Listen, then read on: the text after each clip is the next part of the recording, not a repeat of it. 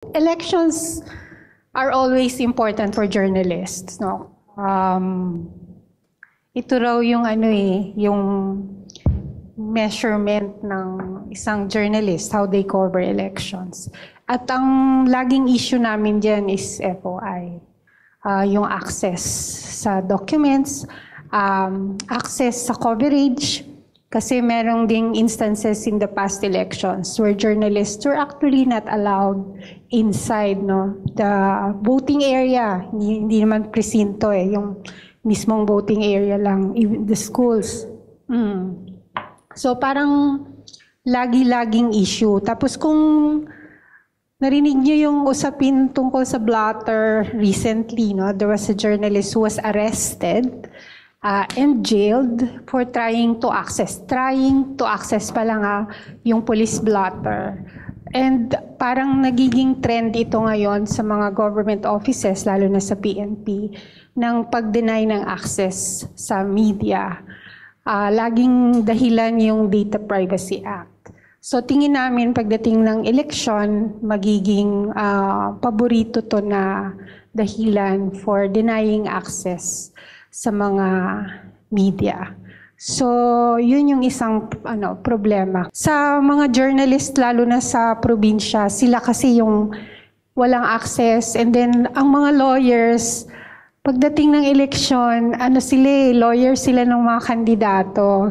So, you can't really expect them to help the journalist kasi it would be against the interest of their clients.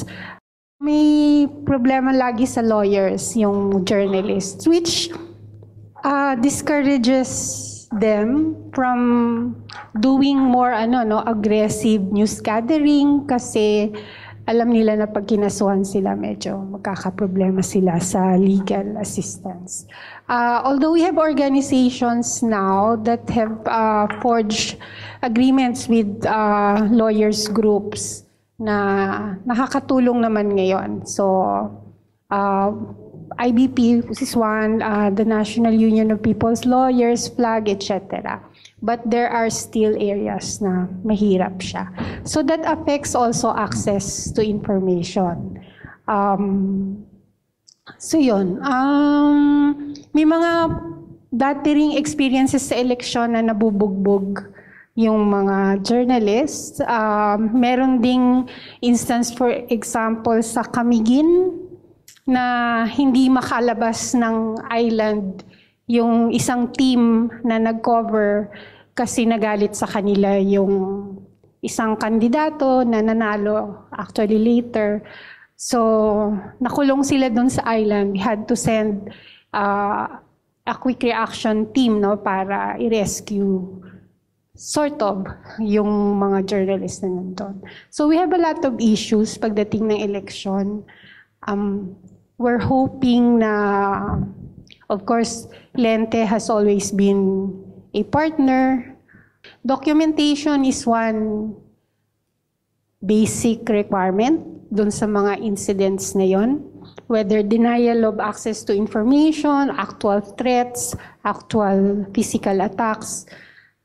And we document those and then release a report afterwards. Pero usually, after the elections. Ano pa? Malaking tulong yung international community. So doing alerts immediately when an incident happens, nakakatulong siya ng malaki. Kasi sa experience namin magmula nung NUJP pa ako, kapag may reaction yung international community, nagkakaroon ng response yung gobyerno. So that's a good technique actually. It's a good strategy para magkaroon ng response. In fact, the very first task force that was created under Gloria Macapagal-Arroyo was in response to international fact-finding mission reports on the killing of journalists.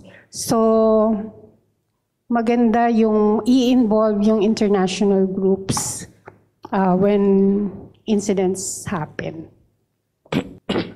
And I think kahit sa election, maganda siyang Yes, sir. Doon lang sa coverage, election coverage. we found na kailangan siguro ng journalists ng education about the electoral process, it's one. Second, about the automated elections. And third, even the manual elections. Kasi itong, like say for example, the upcoming BSKE is manual, except for 3 barangays. 2 sa Cavite, sa Dasmariñas, Cavite, and isa sa Quezon City. No? Where the COMELEC will pilot test the automated BSKE.